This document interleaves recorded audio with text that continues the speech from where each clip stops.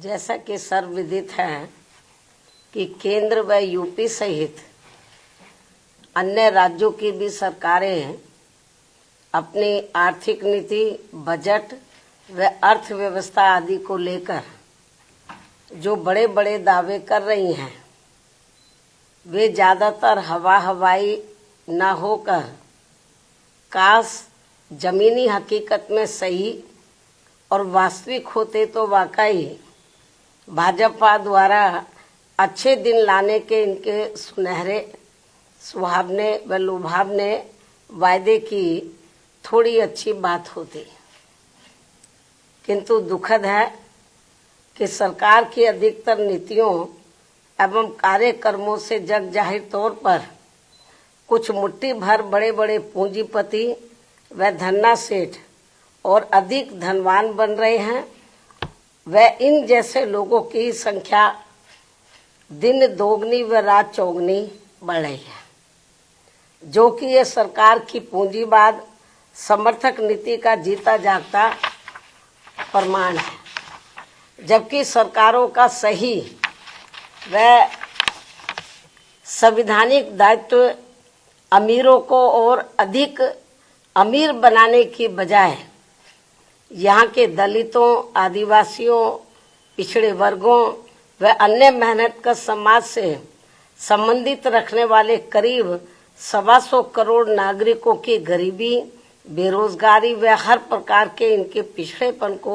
दूर करना चाहिए, ताकि इन सबका थोड़ा भला होकर इनके त्रस्त जीवन में बहुअपेक्षित व बहुप्रतीक्षित सुधार लाने की संवैधानिक मंशा पूरी हो सके।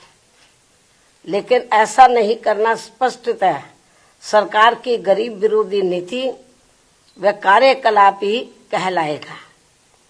और यूपी व देश के ऐसे बिगड़े हालात को लेकर हमारी चिंता स्वाभाविक तौर पर इसलिए है क्योंकि अम्बेडकरवादी सोच व चिंतन वाली पार्टी बीएसपी इन्हीं वर्गों के शोषित पीड़ित करोड़ों लोगों को अपने पैरों पर खड़ा करने के लिए अस्तित्व में आई है और परम पूज्य बाबा साहब डॉक्टर भीमराव अम्बेडकर के जीवन आदर्श की तरह ही लगातार संघर्षरत भी है तथा साथ ही उत्तर प्रदेश में 4 बार मेरे नेतृत्व में रही सरकार में सामाजिक परिवर्तन व आर्थिक मुक्ति का ऐतिहासिक सुधार जमीन पर उतार करके भी दिखाया है, जो इसका ये खास उदाहरण भी है। इसके अलावा वैसे तो यूपी को वर्तमान में जो चल रही है यूपी सरकार, यूपी को देश का ग्रोथ इंजन होने का दावा करते हुए नहीं थकती है, किंतु आबादी के हिसाब से देश के सबसे बड़े राज्य होने के बावजूद यहाँ के लोगों के जीवन की जो शिक्षा, स्वास्थ्य, सड़क, बिजली, पानी आदि बुनियादी जरूरतों को लेकर जो दुर्दशा है वह किसी से भी छिपी हुई नहीं है। केंद्र की तरह यूपी सरकार के पास भी धन की कमी नहीं है, लेकिन इसका इस्तेमाल यहाँ के गरीब लोगों के हित कल्याण तथा इनके जीवन सुधार में पूरे सही से नहीं होना, ये काफी चिंताजनक बात है। ये कांग्रेसी कृत्य है, ये तो कभी कांग्रेस के जमाने में होता था।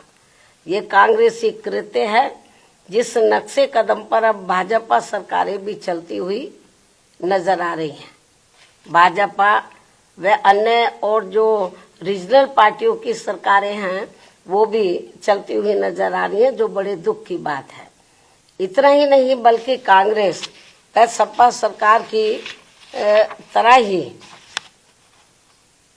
भाजपा सरकार द्वारा भी बाबा साहब डॉक्टर भीमराव अम्बेडकर समग्र विकास योजना आदि जैसी महत्वपूर्ण योजनाओं को निष्क्रिय बना देने के कारण हमने जो डॉक्टर भीमराव अम्बेडकर समग्र विकास योजना यूपी में शुरू की थी, तो इसको कांग्रेस और सपा की सरकार की तरह ही भाजपा सरकार द्वारा भी डॉक्टर अंबेडकर समग्र विकास, ग्राम विकास योजना आदि जैसी महत्वपूर्ण योजनाओं को निष्क्रिय बना देने के कारण अब गरीब ग्रामीण परिवारों का अपेक्षित समग्र विकास प्रभावित है।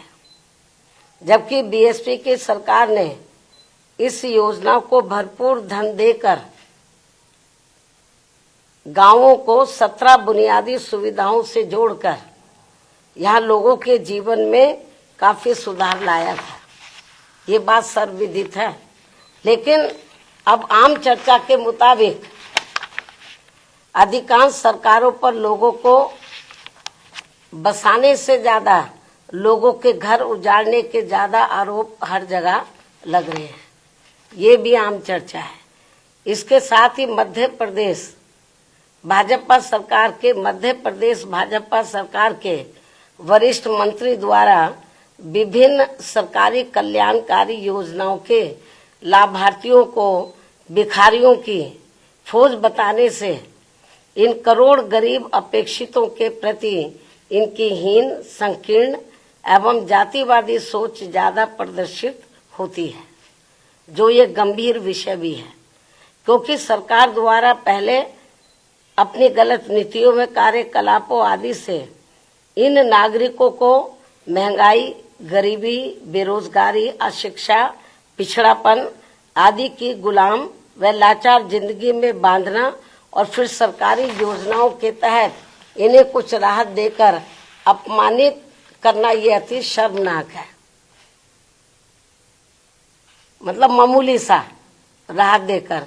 उससे भी दुखद बात यह है कि दलित, शोषित, पीड़ित गरीबों को थोड़ा सा अनाज देकर इनका वोट लेकर सरकार बनाना और सरकार बन जाने पर इनको भिखारियों की फौज बताकर इनके आत्मसम्मान व स्वाभिमान को जबरदस्त ठेस पहुंचाने वाली खुली गरीब विरोधी जातिवादी राजनीति करना ये ठीक नहीं है। और इसकी जितनी भी निंदा की जाए वह कम है। ये विषय हालांकि मीडिया में तो काफी चर्चा में रहा है, लेकिन इसके बावजूद केंद्रीय नेतृत्व ने इसका संज्ञान लेना उचित नहीं समझा, जो ये भी चिंता की बात है। इसके साथ ही यूपी ही नहीं बल्कि पूरे देश में भाजपा सरकारों द्वारा कानून व सरकारी मशीनरी का दुरुपयोग करके धर्म विशेष के नागरिकों व उनके धार्मिक स्थलों आदि को जो टारगेट किया जा रहा है, वह संविधान की मान मर्यादा व उसके धर्म निरपेक्षता के मूल सिद्धांत के विरुद्ध वास्तव में देश के विकास को बाधित करने वाला कदम है।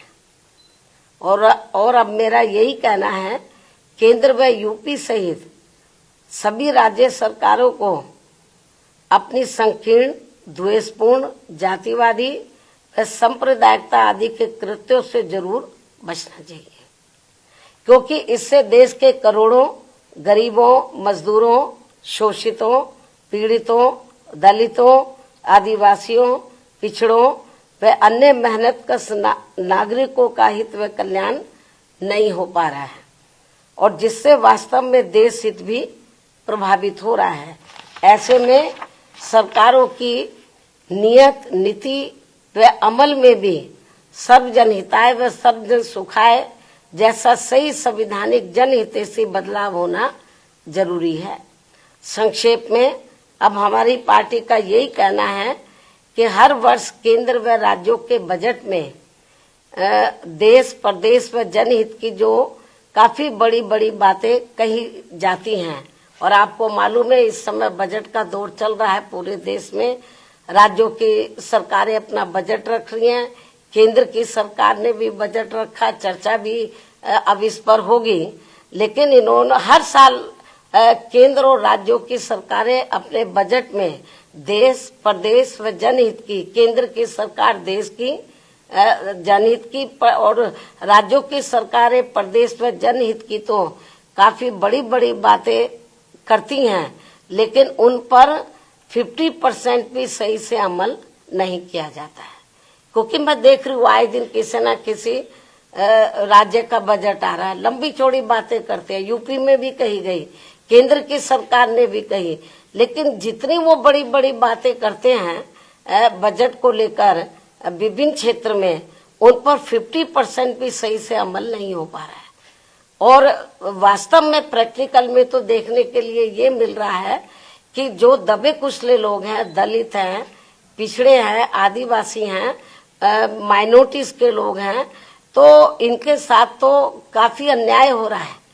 तो इनके हित के लिए, इनके डेवलपमेंट के लिए, इनके मद में जो पैसा बजट में रखा जाता है कि इतना पैसा हम इनको दे रहे हैं इनके डेवलपमेंट के लिए, लेकिन वो पूरा पैसा उनके डेवलपमेंट में नहीं लगता। और हमें तो ये भी जानकारी मिलती है कि अंत में उनका काफी पैसा दूसरे मद पर खर्च कर दिया जाता है। और इसको लेकर हमारी पार्टी ने पार्लियामेंट के अंदर भी आवाज उठाई थी। जब मैं मेंबर पार्लियामेंट थी, मैंने भी इस मुद्दे को काफी गर्मजोशी के साथ उठाया था। केंद्र की सरकार का ध्यान हमने इस ओर आकर्षित किया था और हमने प्रमाण दिए थे केंद्र की सरकार को, लेकिन फिर भी इस ओर ध्यान नहीं दिया गया। तो इनके लिए, इनका वोट हासिल करने के लिए जो वीकर सेक्शन के लोग हैं, जो गरीब लोग हैं, अन्य मेहनत कश लोग हैं, इनके डेवलपमेंट के लिए बातें तो बड़ी बड़ी कही जाती है बजट में। इस बार भी काफी लंबी चौड़ी बातें कही हैं, लेकिन वो पैसा भी पूरा इन पर खर्च नहीं होता है। और आखिर में चुपके से, बहुत ही सावधानी पूर्वक, मतलब चुपके से, मालूम भी किसी को ना पड़े, दूसरे मद में पैसा ट्रांसफर कर दिया जाता है। तो ये हाल है बजट का। इसलिए ये जो बजट में खास तौर से हर साल जो बड़ी बड़ी बातें कही जा रही हैं, अब भी कही जा रही हैं, तो मेरे ख्याल उसका फायदा जो जरूरतमंद लोगों को जितना होना चाहिए वो नहीं हो रहा है। तो इसलिए मेरा केंद्र और राज्य सरकारों को यही कहना है कि जो आप बजट पे कहते हैं, उसके ऊपर जो भी आप वायदा करते हैं, जो भी पैसा सैंक्शन करते हैं, उसके ऊपर आप लोगों को अमल भी करना चाहिए।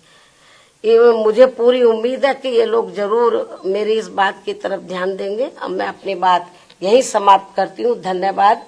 जय भीम व जय भारत।